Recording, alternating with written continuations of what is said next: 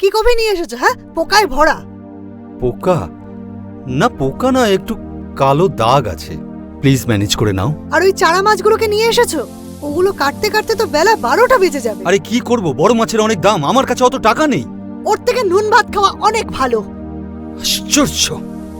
এ বৌদিমণি, তুমি মাছগুলো রেখে দাও, ওগুলো আমি কেটে দেবো ওখানে।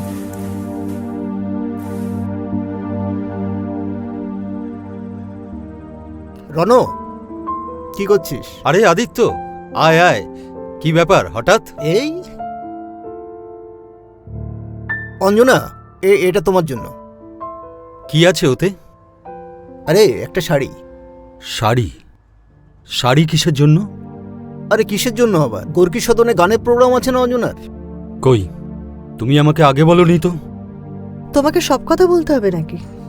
তুমি অফিস ছুটির পর বিকেল 5টা থেকে রাত 10টা অবধি কোথায় কি করে বেড়াচ্ছ সেগুলো কি আমাকে বলো?